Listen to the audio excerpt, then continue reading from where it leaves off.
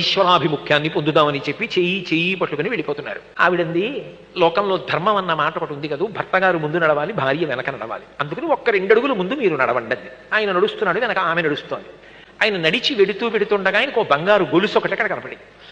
ఆయన ఏం చేశాడంటే టక్కున కాలుతో తొక్కిపట్టి, అమ్మ బాబోయ్ బంగారం గొలుసు, ఇప్పుడు ఇది మా ఆవిడ కానీ చూసిందంటే, ఏమండోయ్ బంగారం గొలుసుని చేత్తో పైకి తీస్తుంది, గొలుసు తీసిన తర్వాత మళ్ళీ బంగారం గుర్తొస్తుంది, బంగారం తర్వాత సంసారం గుర్తొస్తుంది, ఇది మళ్ళీ వెనక్కి వెళ్ళడానికి కారణం అవుతుందేమోనని కాలుతో తొక్కి నించున్నాడు. ఆవిడంది, ఆగిపోయారేం, ముందుకెళ్ళండి అది. ఆయన అన్నాడు, లేదులే వస్తున్నాను, ఒక్క అడుగు నడు అన్నాడు. ఎందుకంటే ఆవిడ ముందుకు వెళ్ళిపోతే కాలు తీసేసి వెళ్ళిపోదాం, ఇక చూడదని. ఆవిడంది, ఇంకా మీకు బంగారం గొలుసు కనపడుతోందా? కలిసి నడిచినా, ఆయన ముందు నడిచినా, ఆమె 2 అడుగులు వెనక నడిచినా ఎవరు పండుతున్నారు? ఆ పండడం చేత కానప్పుడు ఇంకా ఆవిడ మీద అనుమానం. నిజానికి ఆవిడే పండుతున్న ఆయన కాదు. ప్రస్థానం ఇద్దరూ సమానంగా చెయ్యగలగాలి, లోపల సమానంగా పండాలి. అందుకు పరిణయం.